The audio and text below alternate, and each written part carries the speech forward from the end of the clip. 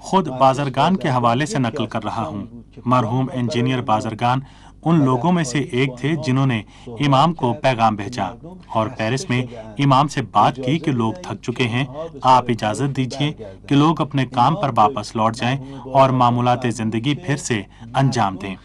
امام نے مرحوم بازرگان سے فرمایا، لوگ نہیں تھکے ہیں، ہم اور تم بوڑھے ہو گئے ہیں، شاید ہم لوگ تھک گئے ہیں اور لوگ شاہ کی سرنگونی تک تحریک جاری رکھیں گے۔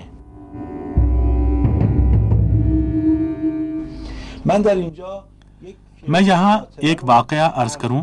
جس وقت ہڑتال کی گئی، شاہ نے تقریر کی اور کہا اگر تیل کمپنی کے ملازمین اپنی ہڑتال ختم نہیں کرتے اور کام پر واپس نہیں لوٹتے تو ان سب کو نکال دیا جائے گا۔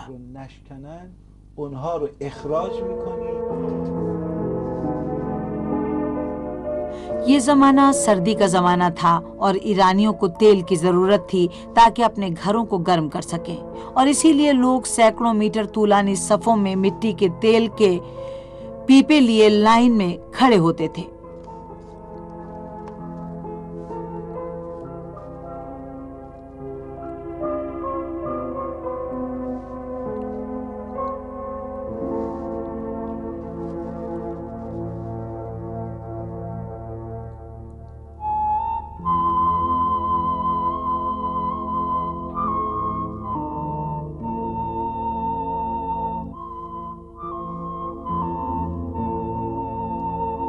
اسی درمیان امام خمینی نے فتویٰ جاری کیا کہ جو بھی غیر ملکی، خواہ وہ اسرائیلی ہو یا غیر اسرائیلی، اگر آئل ریفائنریوں اور تیل کی کمپنیوں میں کام کرنے کی غرض سے ملک میں ہوگا تو وہ قتل کر دیا جائے گا اور اس کا خون مباح ہوگا۔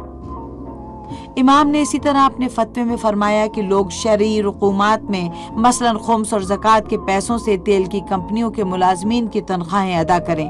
امام کے شاگردوں نے فوراً تیل کی کمپنی کے ملازمین اور انجینئروں کو تنخواہیں دینا شروع کر دیں۔ دوسری طرف یونیورسٹیوں کے طلباء اور معاشرے کے دیگر افراد تہران میں امریکیوں اور مغربی حکومتوں کے ٹھکانوں نیز ہوٹلوں اور بینکوں پر حملہ کر رہے تھے۔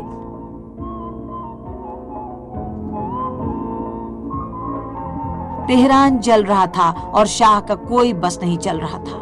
امام نے 10 محرم کو پورے ملک میں مظاہرے کا اعلان کیا کہ لوگ شہنشاہی نظام کی بیخ کنی کر دیں۔ دراصل یہ پہلوی حکومت اور محمد رضا پہلوی کے تابوت میں آخری کیل ثابت ہوا۔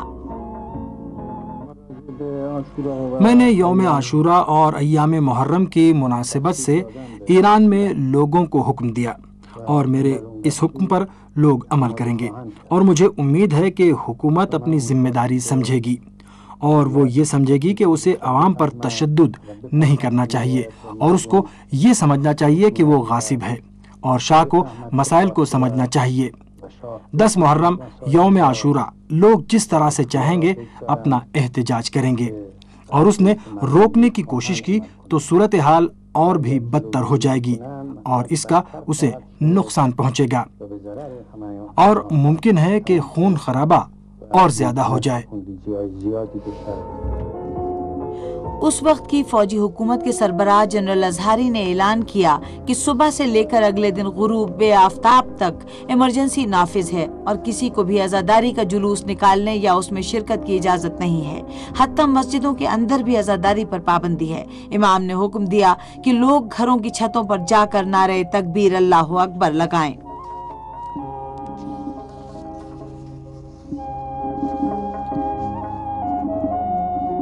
اس رات پوری دنیا کی نیوز ایجنسیوں نے اپنے نمائندوں اور نامہ نگاروں کے حوالے سے جو ایران میں موجود تھے یہ خبر دی کہ ایران کے انقلابی عوام کی صدائے اللہ اکبر نے شاہ اور اس کے اعلیٰ کاروں کو لرزہ براندام کر دیا ہے۔ دلچسپ بات یہ ہے کہ ایران میں امریکہ کا آخری سفیر سولیوان جانتا تھا کہ شاہ عصر عاشور کو آزادی اسکوائر پر حکومت مخالف تمام لیڈروں، رہنماؤں اور کمانڈروں سمیت جہاں علماء اور سیاسی شخصیات سبھی جمع ہوں گی اور عوام بھی اکٹھا ہوں گے، ہیلی کاپٹر سے حملہ کر کے ہزاروں افراد کا قتل عام کرنے والا ہے، اور اس طرح وہ انقلاب کو ناکام بنا دینا چاہتا ہے۔ عاشور کے دن ظہر کے وقت ایک فوجی جوان نے لویزان فوجی چھاؤنی پر حملہ کر دیا اور ان تمام فوجی کمانڈروں کو जो चंद ही घंटे के बाद आज़ादी स्क्वायर पर मौजूद हजारों लोगों पर बमबारी करने के लिए तैयार बैठे थे, हलाक कर दिया। शाह ने उसी दिन समझ लिया था कि अब ईरान में उसके लिए कोई जगह नहीं है और मुल्क का कंट्रोल उसके हाथ से निकल चुका है। फौजी हुकूमत ने मजबूर होकर इमरजेंसी उठा ली और जैसे ही ये खबर लोगों तक पहुंची, दसियों लाख अफराद सड़कों पर निकल आए और सड़कों पर लोगों का हुजूम उमड़ पड़ा। लोगों की तादाद इतनी ज्यादा थी कि गोया तिल धरने की भी जगह नहीं थी।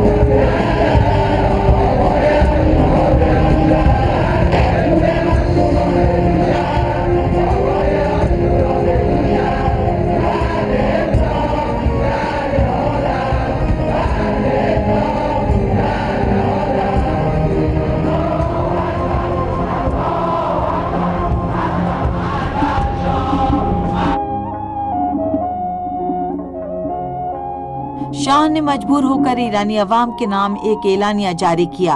वो चाहता था कि अपनी इस नई रविश से अवाम के जज्बात का रुख अपनी जानिब मोड़ दे। इस एलानिया और खिताब का लबो लहजा कुछ ऐसा था कि ईरानी अवाम ने अब तक शाह का ऐसा लबो लहजा नहीं सुना था। ऐ मिल्लत ईरान, मैंने भी तुम्हारे इनकलाब का पैगाम सुना। मैं आईनी सल्तनत का जो एक इलाही अतिया है और जिसे मिल्लत ईरान ने शाह को सौंपा है, मुहाफिज हूँ। मैं अपनी गलतियों का हर लिहाज से इजाला करूंगा। मैं वादा करता हूं कि मुल्क में अमन व अमान की बरकरारी के बाद पहली फुर्सत में बुनियादी आज़ादी की बरकरारी और इंतखाबात के लिए एक कौमी हुकूमत तश्कील दूंगा, ताकि बुनियादी आइन पर जो आईनी इनकलाब का खून बहा और समरा है, मुकम्मल तौर पर अमल दरामद हो।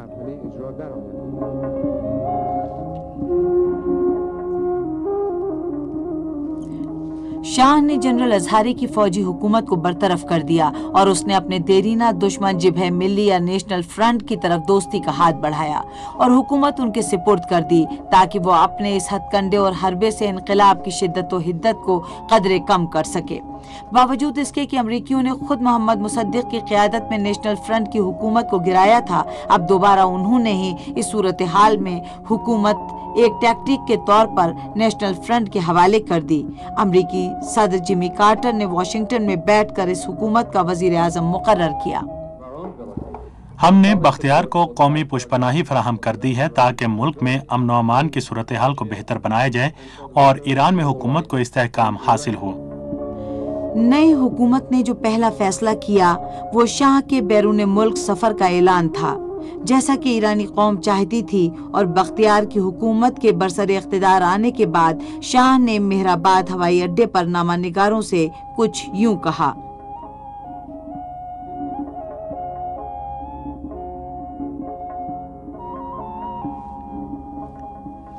एक अरसे से थकन महसूस कर रहा हूँ। मुझे कुछ आराम की ज़रूरत है और मैंने कहा भी था कि जब मुझे इत्मीनान हासिल हो जाएगा और एक हुकूमत तश्कील पा जाएगी तो मैं बैरून मुल्क सफ़र पर जाऊंगा। आला हजरत कितने अरसे के लिए सफ़र पर जाना चाहते हैं? इसका दारोमदार मेरी मिजाजी हालत पर होगा। अलबत्ता अभी से इस बारे में कुछ नहीं कह सकता। क्या मैं पूछ सकता हूँ कि आप कहाँ तशरीफ़ ले जा रहे हैं? میں یہاں سے مصر جانا چاہوں گا آرام کی غرض سے، اور سفر کی ہماری پہلی منزل مصر ہوگی۔ مملکت کی صورتحال کا مجھے پورا احساس ہے اور وطن پرستی کی بنیاد پر فرائض کی انجام دہی کے سوا کچھ اور نہیں سوچتا۔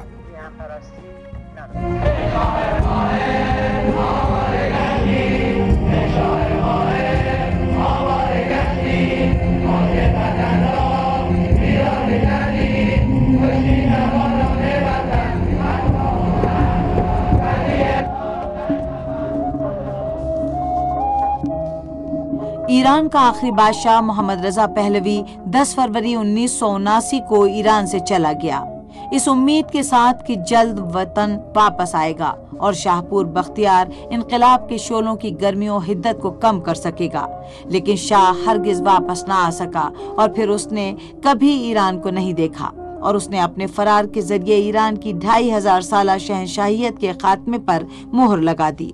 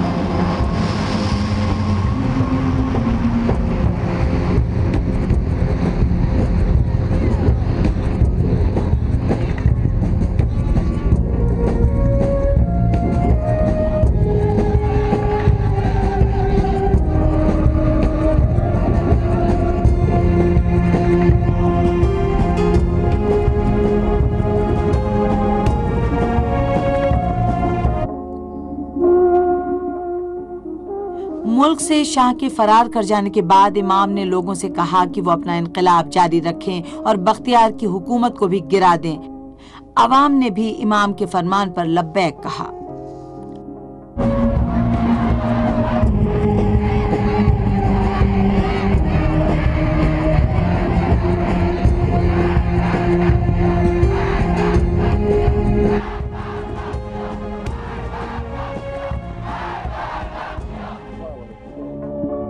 شاہپور بختیار کی بحیثیت وزیر اعظم توثیق کر دی، وہ شخص جسے ملک کا نظم و نسق چلانے کے لیے ماضی کی جانب دیکھنا ہے۔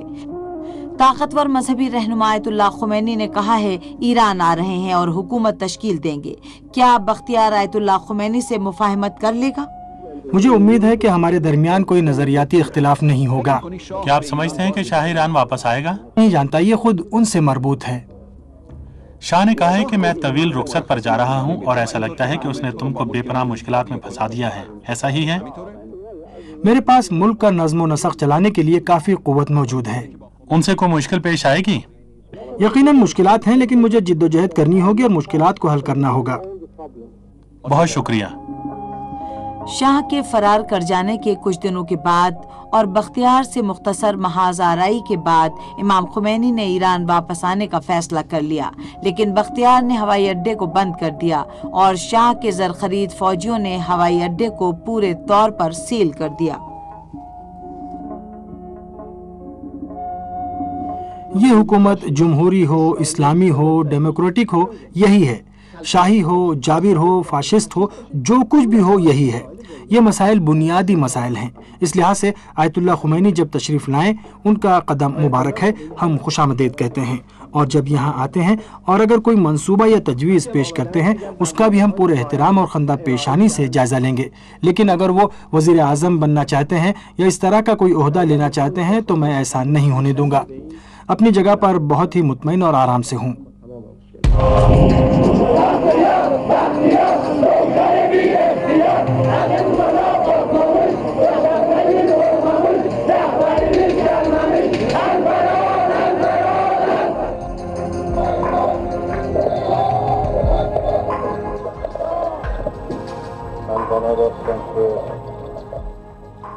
میرا ارادہ تھا کہ میں کل ایران جاؤں اور ایرانیوں کے ساتھ ان کے شانہ بشانہ جد و جہد کو آگے بڑھاؤں اور جو رنج و آلام وہ برداشت کر رہے ہیں اس میں بھی شریک رہوں، لیکن غدار حکومت نے ایسا نہیں ہونے دیا اور اس نے ایران کے تمام ہوائی اڈوں کو بند کر دیا ہے۔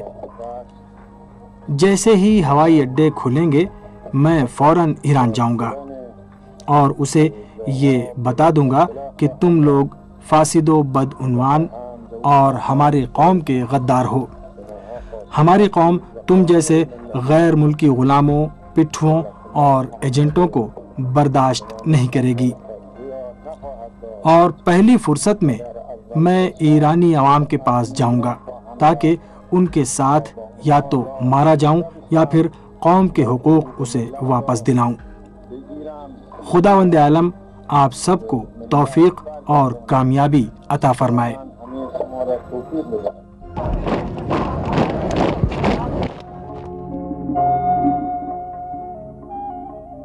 دسیوں لاکھ ایرانی جو ایران کے تمام شہروں سے تہران آئے تھے وہ ہوائی اڈے کے اطراف کی سڑکوں اور چوراہوں کے گرد جمع تھے، اور لاکھوں بلکہ دسیوں لاکھ کا یہ اجتماع آہستہ آہستہ ایک آہنی حصار میں تبدیل ہو گیا جس نے ہوائی اڈے اور وہاں کی ہر چیز کو اپنے گھیرے میں لے لیا۔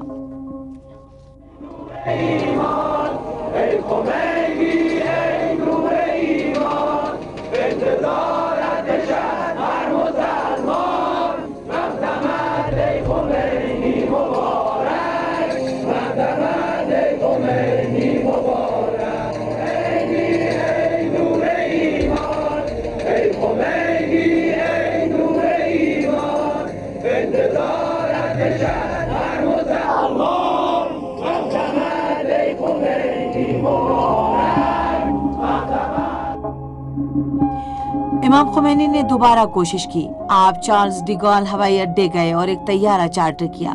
فرانسیسی حکام نے فلائٹ کی اجازت دے دی، البتہ پرواز کی اجازت اس وقت ملی جب یورپ میں مقیم ایک ایرانی نے طیارے کا بیمہ ادا کیا۔ طیارہ ہوائی اڈے سے پرواز کرتا ہے۔ طیارے میں امام خمینی کے علاوہ ان کے بیٹے حاج احمد آغا، ان کے ساتھی اور احباب نیز پیرس میں آپ کے دفتر کے عہدیداران بھی تھے۔ ان لوگوں کے علاوہ عرب ملکوں اور مغربی ملکوں کے بہت سے صحافی اور نامہ نگار بھی طیارے میں امام کے ساتھ تھے۔ روح اللہ طیارے کے اندر بالائی طبقے میں تشریف فرما ہوئے اور نماز ادا کرنے کے بعد کچھ دیر کے لیے سو گئے۔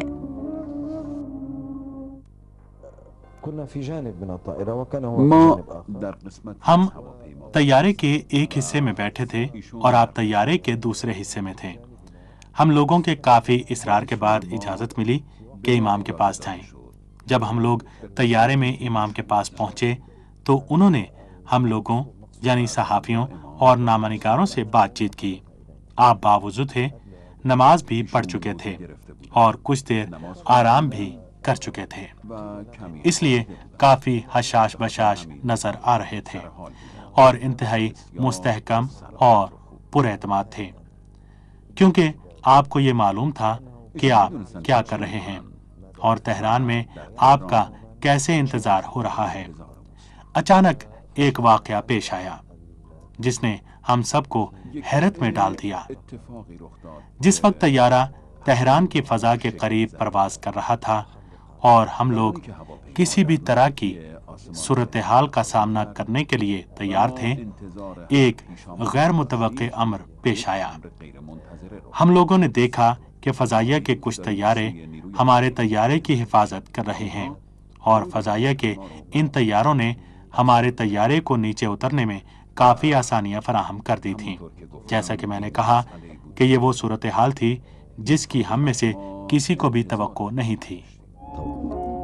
ایئر فرانس کمپنی کا طیارہ آہستہ آہستہ تہران کے بین الاقوامی ہوائی اڈے کے قریب پہنچ رہا تھا، اور دسیوں لاکھ لوگوں کی نگاہیں، خواہ وہ جو تہران میں موجود تھے، خواہ پوری دنیا کے وہ لوگ جو ٹیلی ویژن کے ذریعے ان مناظر کو دیکھنے کے مشتاق تھے، اس طیارے پر گڑی ہوئی تھیں۔ اس طیارے کے نیچے اترنے سے دسیوں لاکھ انسانوں کے دل جو ہوائی اڈے کے باہر اپنے رہبر کے منتظر تھے، اپنے قائد و رہبر پر قربان ہو رہے تھے۔ جیسے ہی ایئر فرانس کے طیارے کے پہیوں نے ہوائی اڈے کے رن وے کو بوسہ دیا، وہیں سے اسلامی انقلاب کی داستان کی پہلی سطر ایران اور ایرانیوں کی تاریخ کے صفحے پر مستور ہو گئی۔ امام آ گئے اور کس قدر پرشکوہ انداز میں آپ کا نزول اجلال ہوا۔ شاید طیارے کے پہیوں نے جو لکیریں کھینچی تھیں وہ اپنے وطن سے امام کی 14 سالہ جلا وطنی پر دائمی خط بطلان ثابت ہوئی تھیں۔ امام آغوش وطن میں واپس لوٹ آئے۔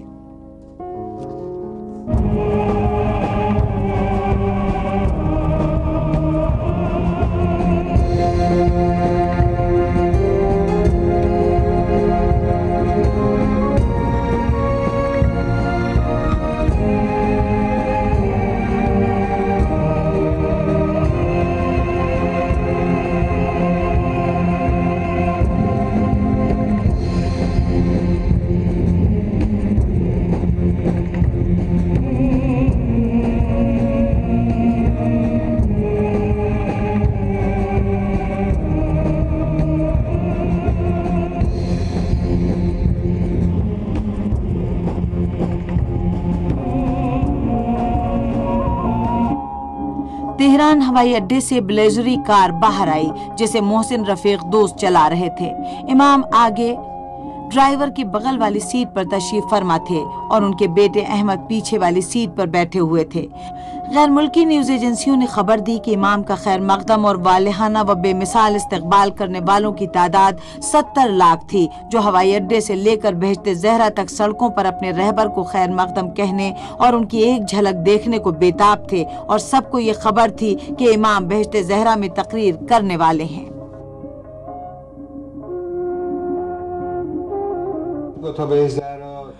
ہوائی اڈے سے لے کر بہشت زہرا تک لوگوں اور عقیدت مندوں کا اس قدر جم غفیر تھا کہ کئی بار گاڑی میرے کنٹرول سے باہر ہوئی۔ 3 بار تو لوگوں نے اتنی وزنی گاڑی کو اپنے ہاتھوں پر اٹھا لیا اور میں ڈر رہا تھا کہ کہیں گاڑی الٹ نہ جائے اور خدا نخواستہ امام کو کہیں چوٹ نہ آ جائے۔ حتیٰ بعض لوگوں کے پیر گاڑی سے کچل بھی گئے، جن میں ایک تو بہت زیادہ ہی زخمی ہو گیا تھا۔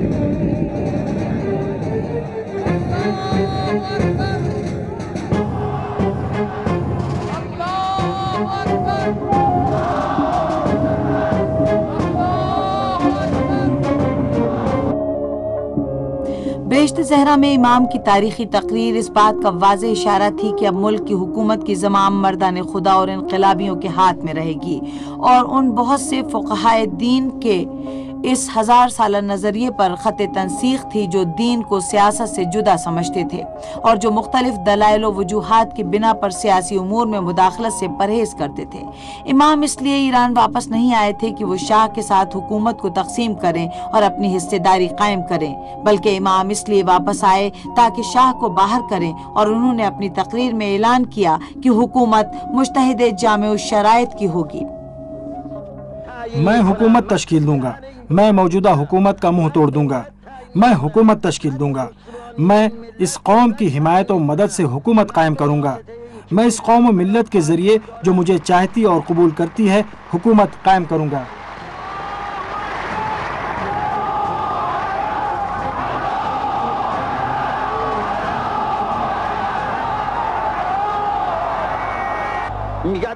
وہ کہتا ہے کہ ایک ملک میں 2 حکومتیں تو نہیں ہو سکتی۔ بالکل یہ بات واضح ہے کہ اس ملک میں 2 حکومتیں نہیں ہیں، لیکن غیر قانونی حکومت کا خاتمہ ہونا چاہیے۔ تو غیر قانونی ہے، جس حکومت کی میں بات کر رہا ہوں وہ ایسی حکومت ہے جو عوام کی مرضی کے مطابق ہے، حکم خدا کے مطابق ہے۔ تو یا تو خدا کا انکار کر دے یا قوم سے روگردانی اختیار کرے۔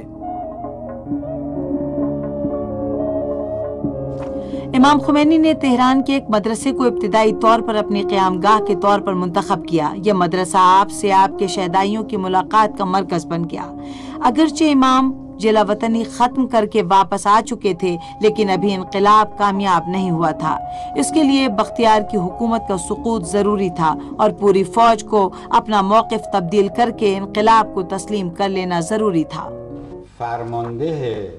جس وقت شاہ نے ایران سے فرار اختیار کیا، اس وقت عوام سے مقابلہ کرنے کے لیے فوج کا کمانڈر ایک امریکی تھا جس کا نام جنرل ہائزر تھا۔ ہائزر کو امریکہ نے یہاں بھیجا تھا تاکہ وہ فوج میں ایک انقلاب برپا کر سکے۔ جنرل ہائزر ہر روز دوپہر بعد فوج کے ہیڈ کوارٹر یا امریکی سفارت خانے میں فوج کے کمانڈروں کی میٹنگ کرتا۔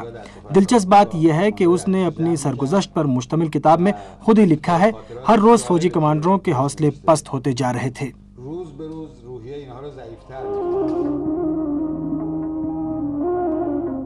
جنرل ہائزر نے فوج کو اشتعال و جوش دلانا اور بھڑکانا شروع کر دیا تاکہ ایک فوجی بغاوت کرا سکے۔ اس نے فضائیہ کی چھاونی کا، جس کے جوان امام کو اپنا ولی تسلیم کر چکے تھے، محاصرہ کر لینے کا حکم دیا، اور اسی طرح یہ خبر پھیل گئی کہ مدرسہ علوی پر جہاں امام قیام پذیر تھے، بمباری کا منصوبہ تیار کیا جا رہا ہے۔ جب وہ لوگ امام کے خلاف فوجی بغاوت کرنا چاہ رہے تھے، جناب رفسنجانی کا کہنا ہے کہ ہم لوگوں نے امام کی خدمت میں جا کر درخواست کی کہ آپ جمران سے باہر نکل آئیے، آج کی رات 50 جنگی طیارے اس جگہ پر بمباری کرنا چاہتے ہیں۔ امام نے فرمایا، میں اپنی جگہ سے ہلوں گا بھی نہیں، یہیں پر رہوں گا اور یہاں سے کہیں نہیں جاؤں گا۔ آپ لوگ جائیے، اپنے فرائض انجام دیجیے، کچھ بھی نہیں ہوگا۔ هیچ اتفاقی نخواهد افتاد.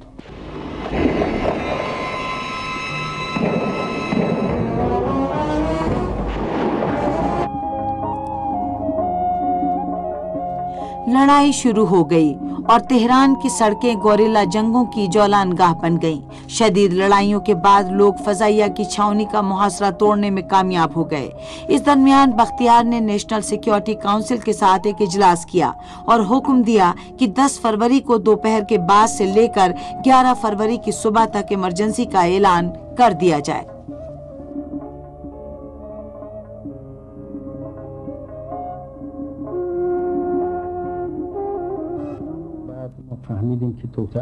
ہم لوگ سمجھ گئے کہ یہ ایک سازش تھی۔ ایمرجنسی یا مارشل لا کا اعلان اس لیے کیا گیا تھا کہ سڑکوں پر فوج تعینات کر دی جائے اور رات میں بغاوت کر دیں، اور اس طرح ہم سب لوگوں کا صفایا کر دیا جائے۔ اس مرحلے پر بھی خدا نے ہماری مدد کی۔ ہم لوگوں میں سے کسی کے بھی ذہن میں یہ بات نہیں آئی اور اسے سنجیدگی سے لیا ہی نہیں تھا۔ ہم لوگوں نے حسب عادت ایمرجنسی کا نفاذ نہیں ہونے دیا اور اس کی بھرپور مخالفت کی۔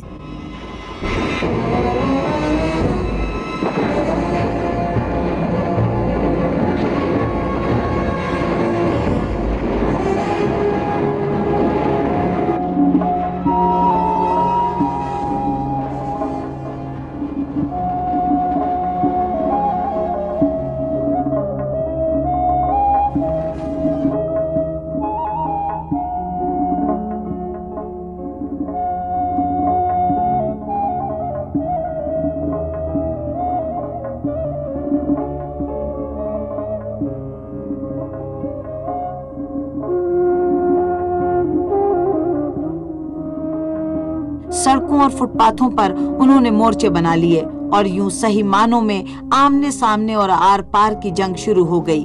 کوئی بھی ایرانی اس رات نہیں سویا اور اگلے دن یعنی 11 فروری کی ظہر تک، جو 22 بہمن کی تاریخ تھی، استقامت و مزاحمت کا مظاہرہ کیا۔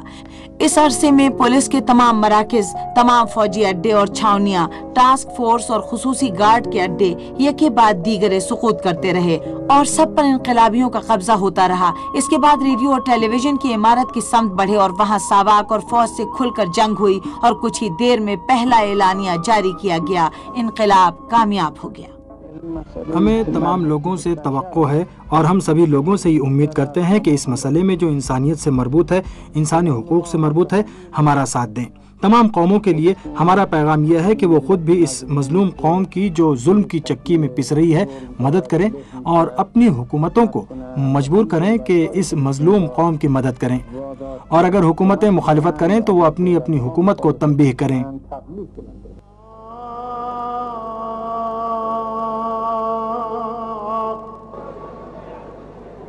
رحمة الله الواسعة ويا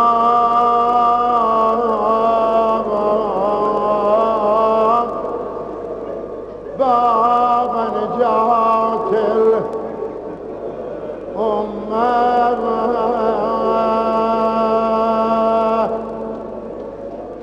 يا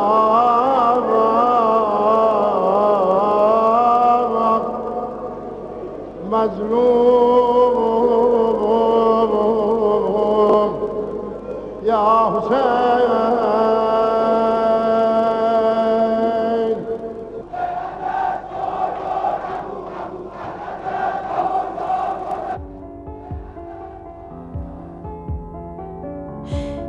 انقلاب کے ابتدائی برسوں میں تمام ذرائع ابلاغ نے امام خمینی پر زیادہ توجہ دی، خاص طور پر مغربی ذرائع ابلاغ نے آپ کو سیاسی بصیرت کا مالک فقیہ تسلیم کیا۔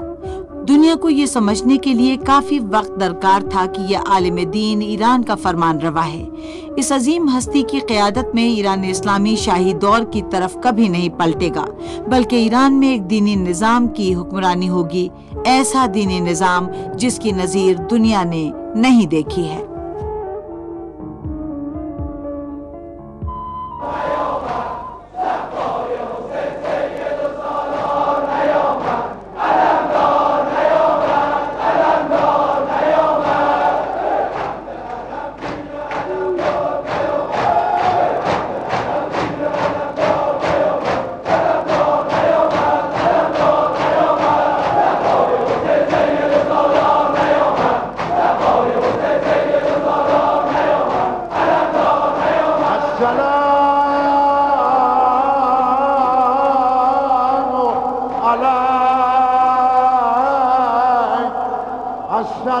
السلام عليك أيها العبد الصالح المطيع لله ولرسوله.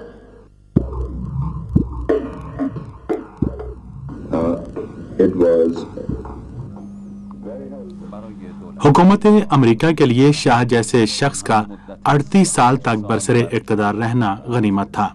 امریکہ اس پر بھروسہ کرتا تھا۔ مشرق وسطیٰ میں درپیش تمام مشکلات اور مسائل میں شاہ جیسے حکمران اور ایران جیسے ملک کے ہوتے ہوئے ہمیں کوئی فکر اور پریشانی نہیں تھی۔ میں سمجھتا ہوں کہ یہ ہماری بدقسمتی ہے کہ ایسا شخص مشکلات اور مصیبتوں میں گرفتار ہے۔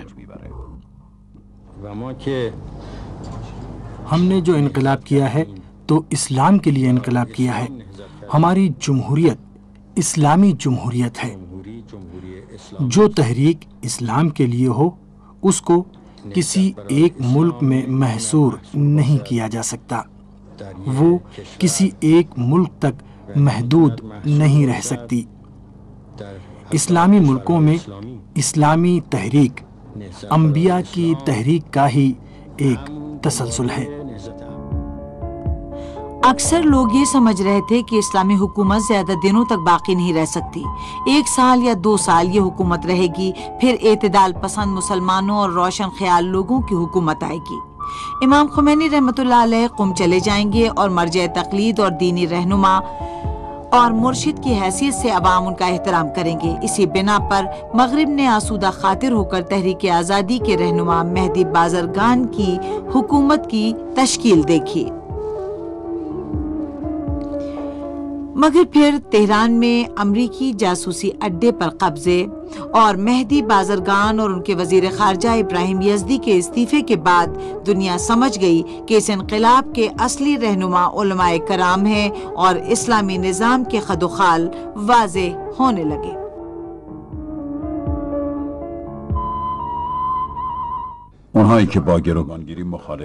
جو لوگ یرغمال بنانے کے مخالف تھے اور خوفزدہ تھے، میرے خیال میں وہ صحیح تھے۔ وہ خوفزدہ تھے کہ حکومت ان کے ہاتھ سے نکل کے خمینی کے ہاتھ میں چلی جائے گی۔ انہیں معلوم تھا کہ اگر یرغمالیوں کو آزاد نہ کیا تو حکومت ان کے ہاتھ سے نکل جائے گی، اس لیے انہوں نے استعفیٰ دے دیا۔ مغربی ذرائع ابلاغ نے ایران کی نئی حکومت کے غیر انسانی ہونے کی افواہوں کو ہوا دی اور اس پر انسانی حقوق کو پامال کرنے کا الزام لگایا۔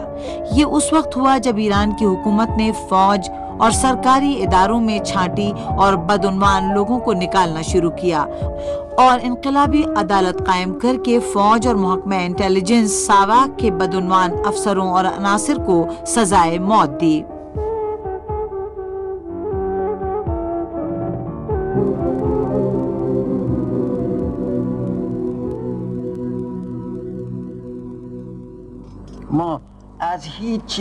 ہمیں کسی چیز کا خوف نہیں ہے، نہ اس بات کا خوف ہے کہ مشرق ہمیں آزادی کا مخالف اور آمر سمجھے گا، نہ ہی اس بات کا خوف ہے کہ مغرب ہمارے بارے میں یہی سوچ سکتا ہے۔ چونکہ ان کے مفادات خطرے میں ہیں، اس لیے وہ ہم پر ہر الزام لگائیں گے اور چاہیں گے کہ ہم ان کے الزام کو قبول کریں۔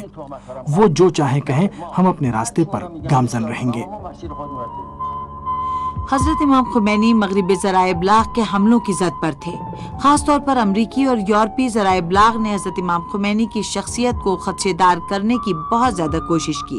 حضرت امام خمینی کے بارے میں ایک دستاویزی فلم میں انہوں نے آپ کو تصویر کو تقدس مآب دہشت گردی کی عبارت کے ساتھ قرار دیا۔ مجھے یقین ہے کہ یورپ اور امریکہ کی طرفدار شاہ ایران کی حکومت کا زوال سعودی عرب، کویت اور دوسرے ملکوں کے حالات خراب ہونے کا سبب بنے گا۔ اس وقت ہمارا بنیادی مسئلہ یہ ہے کہ مشرق وسطی کا شیرازہ بکھرنے کی روک تھام کریں۔ وہ کہتے ہیں کہ قید میں قرون وسطیٰ کی ایذائیں دی جاتی ہیں اور پتہ نہیں کیا کیا ہوتا ہے۔ امریکہ یہ کہتا ہے، وہ امریکہ جو پوری دنیا کو اذیت دے رہا ہے، وہ امریکہ جو قرون وسطیٰ سے بھی بدتر ایذاؤں کے ذریعے دنیا کو ختم کر رہا ہے۔ سوویت یونین بھی ایسا ہی ہے۔ اور پھر وہ کہتے ہیں کہ ایران میں الہی حدود جاری کی جاتی ہیں، یعنی شرعی قوانین کے مطابق سزائیں دی جاتی ہیں۔ قرون وسطیٰ کے کام ہوتے ہیں۔ یہ اسلام کو قرون وسطیٰ کا دین سمجھتے ہیں۔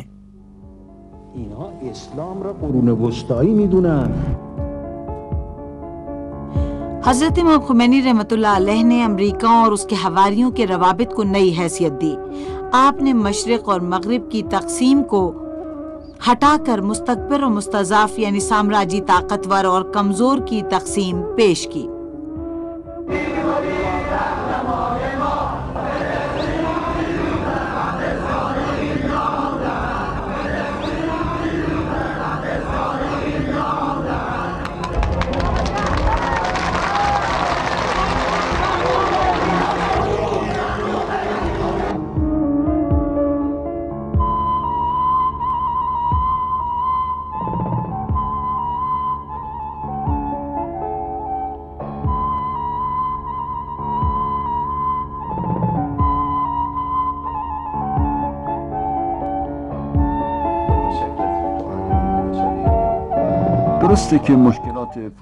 آج بنی نوع انسان کو درپیش تمام بحرانوں اور تنازعات کے لیے یہ ایک عام نظریہ تھا۔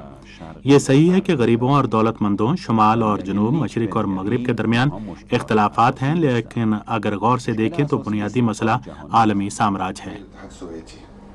سوویت یونین سے خاص پرخاش تھی، اس بنا پر کہ یہ کمیونسٹ ہیں، دین کے مخالف ہیں۔ شاید انہیں مغرب والوں سے بدتر سمجھتے تھے۔ آپ 100% امریکہ کے مخالف تھے، کیونکہ امریکیوں کی موجودگی کے دور میں ایرانی عوام کو زیادہ اذیتیں دی گئی تھیں، مگر آپ کی سیاست مشرق مغرب یا مسلمان اور عیسائی کی سیاست نہیں تھی۔ امام خمینی رحمۃ اللہ علیہ نے یہ نعرہ دیا کہ اسرائیل سرطانی پھوڑا ہے اور اسے صفحہ ہستی سے ختم ہونا چاہیے۔ آپ نے اسی طرح امریکہ کو بڑا شیطان اور اقوام کا دشمن بتایا۔ آپ نے دنیا کے مستضعفین اور کمزور رکھے گئے لوگوں کا ایک محاذ بنانے کا حکم صادر کیا۔ یہ سب مغرب کی مخالفتوں کا ثبوت ہے۔ یہ لوگ جو جاتے ہیں اور یہ جاننے کی کوشش کرتے ہیں کہ مغرب کو کیا پسند ہے انہیں معلوم ہونا چاہیے کہ مغرب کو یہ پسند ہے کہ ہم اپنا سب کچھ بے چون و چرا اسے پیش کر دیں۔ مغرب کو یہ پسند ہے۔ اگر حضرات یہ چاہتے ہیں تو یہ ہماری قوم کو پسند نہیں ہے۔ یہ لوگ سمجھتے ہیں کہ مغرب میں کچھ ہے۔ وہ جان لیں کہ مغرب میں کچھ نہیں ہے سوائے جرم اور خیانت کے۔ میں اقوام کو نہیں، مغرب کی حکومتوں کو کہہ رہا ہوں۔ ناگہاں تمام نگاہیں قم کی طرف مرکوز ہو گئیں۔ جب حضرت امام خمینی رحمۃ اللہ علیہ کے بیمار ہونے اور اسپتال میں منتقل ہونے کی خبر پھیلی تو سب کی نگاہیں قم پر جم گئیں۔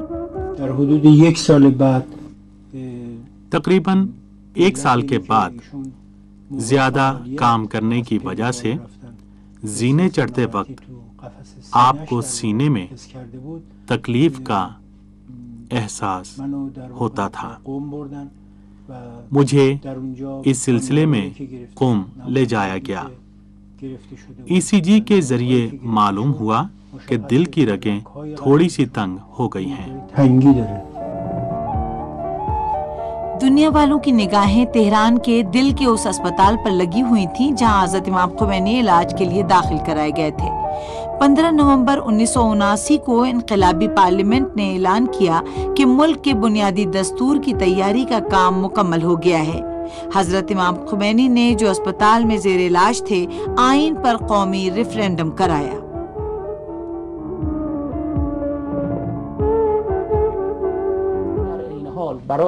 لیکن اسی کے ساتھ زیادہ احتیاط سے کام لیتے ہوئے تدوین شدہ آئین کو دوبارہ استصواب رائے کے لیے عوام کے سامنے پیش کیا۔ اس سے پہلے عوام نے آئین ساز اسمبلی کے اراکین کو ووٹ دے کر منتخب کر لیا تھا۔ اب تدوین شدہ آئین عوام کی رائے معلوم کرنے کے لیے پیش کیا گیا تھا، اور پھر دنیا جانتی ہے کہ عوام نے بہت زیادہ تعداد میں انتخابات میں شرکت کی اور اس کے حق میں ووٹ دیا۔ 3 دسمبر سن 1979 کو عوام نے اسلامی جمہوری نظام کا آئین اپنے ووٹوں سے پاس کیا۔ اس کے بعد حضرت امام خمینی رحمۃ اللہ علیہ نے صدارتی انتخابات کی تیاری کا حکم صادر کیا۔ اس دور میں تمام جماعتوں اور پارٹیوں کے درمیان سخت مقابلہ تھا۔ اسلام پسندوں کی 2 بڑی پارٹیاں تھیں۔ ایک جمہوری اسلامی پارٹی تھی جس کے اراکین میں سید محمد بہشتی، سید علی خامنئی، ہاشمی رفسنجانی، باہنر، موسوی، اردبیلی اور چند دیگر اہم شخصیات تھیں۔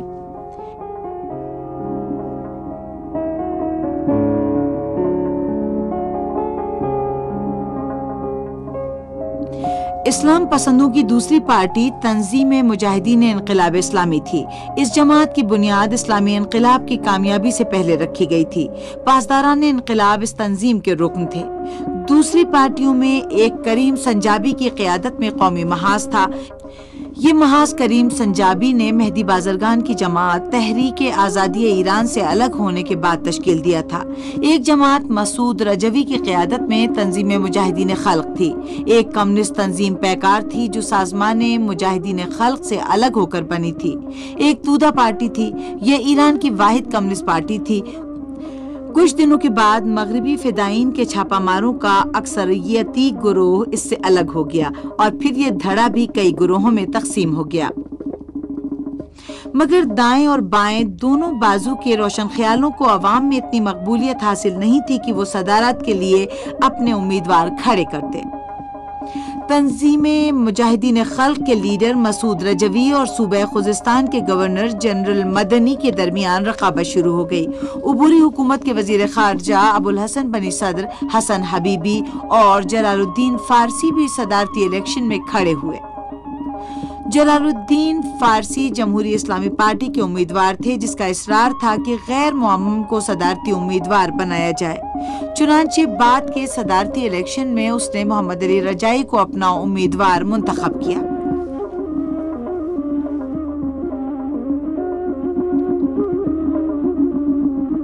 حضرت امام خمینی رحمۃ اللہ علیہ نے جلال الدین فارسی کا نام امیدواروں کی فہرست سے نکال دیا، کیونکہ آئین میں وضاحت کی گئی تھی کہ امیدوار کے لیے ماں اور باپ دونوں کی طرف سے ایرانی ہونا ضروری ہے، اور جلال الدین فارسی کی ماں افغان تھی۔ حضرت امام خمینی نے مسعود رجوی کا نام بھی صدارتی امیدواروں کی فہرست سے خارج کر دیا، کیونکہ اس نے اسلامی جمہوری نظام کو ووٹ دینے سے انکار کر دیا تھا، لہٰذا اب صرف بنی صدر اور حسن حبیبی کے درمیان مقابلہ رہ گیا اور بنی صدر کو زیادہ ووٹ ملے۔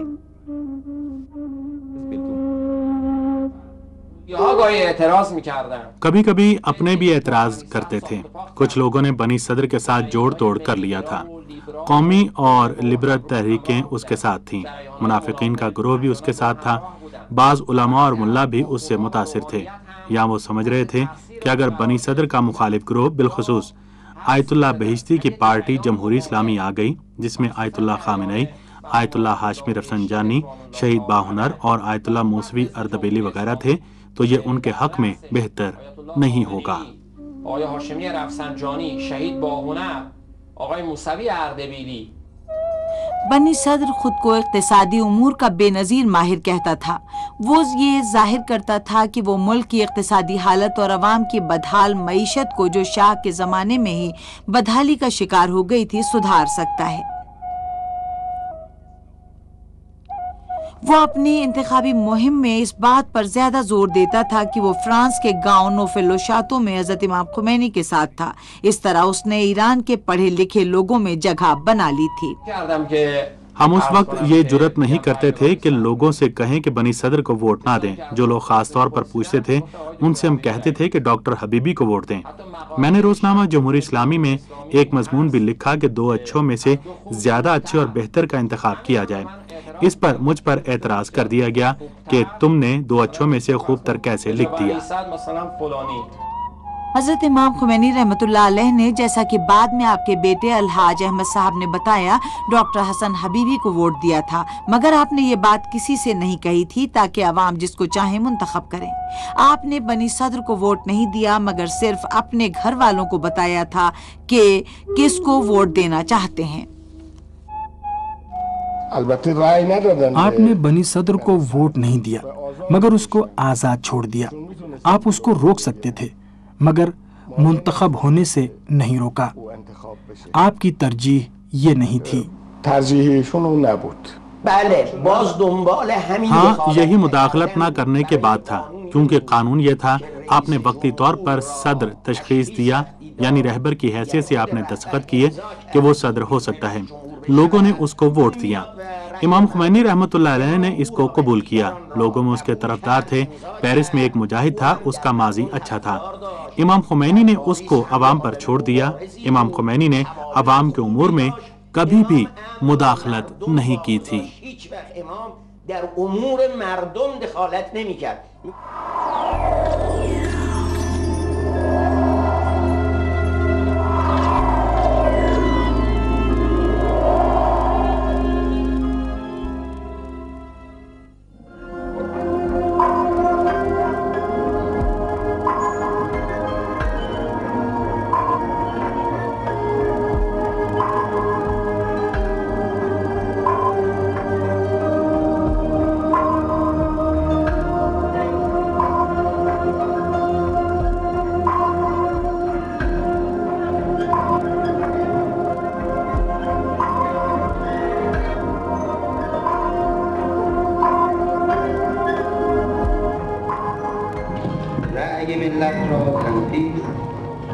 میں نے عوام کے ووٹوں کی تائید اور ان کو منسوب کیا، مگر مسلمان ایرانی قوم کا ووٹ اور میرا منسوب کرنا محدود ہے۔ انہیں اسلام کے مقدس احکام کی خلاف ورزی سے بچنا اور ایران کے اسلامی آئین کی پابندی کرنا ہے، اور میں ایران کے مختلف طبقوں، بالخصوص مفکرین، دانشوروں، اسلامی اور سیاسی جماعتوں اور انتظامی امور کے ذمہ داروں سے چاہتا ہوں کہ وہ ان حساس لمحات میں اپنی ذمہ داریوں کو بخوبی نبھائیں۔ والسلام علیکم ورحمۃ اللہ وبرکاتہ. روح اللہ الموسوی الخمینی.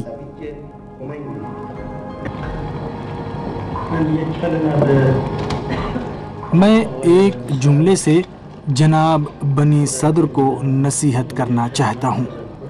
یہ ایک جملہ سب کے لیے ہے. دنیا تمام برائیوں کی جڑ ہے. میں جناب بنی صدر سے چاہتا ہوں کہ صدر بننے سے پہلے اور صدر بننے کے بعد ان کی سوچ اور انداز میں فرق نہیں آنا چاہیے.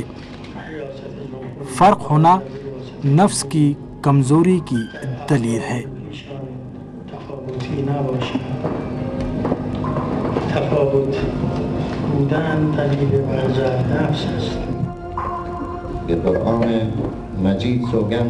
میں قرآن مجید کی قسم کھاتا ہوں کہ آئین کا وفادار رہوں گا اور ہمیشہ ایران کی سربلندی اور ملک کے لوگوں کی زندگی کی حالت سدھارنے کے لیے پوری قوت سے کوشش کروں گا، اور کوئی وجہ نہیں ہے کہ ہم یہ کوشش نہ کریں.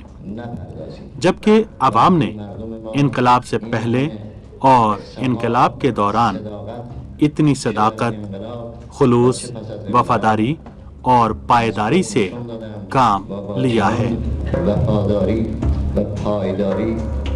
بنی صدر نے اپنی صدارت کی توثیق کے بعد دائیں اور بائیں بازو کے اپنے اتحادیوں سے مل کر اسلام پسندوں کے خلاف سر جنگ شروع کر دی جو 9 مہینے جاری رہی. یہ جنگ وزیروں اور سرکاری عملے کے افراد کے انتخاب کے لیے تھی.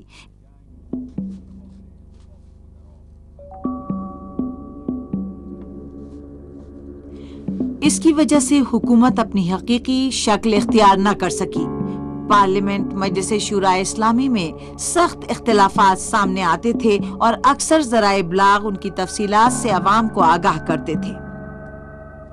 یہ اختلافات بنی صدر کی حامی اقلیت اور اسلام پسندوں کے طرفداروں اور جمہوری اسلامی پارٹی کے اکثریتی اراکین کے درمیان تھی.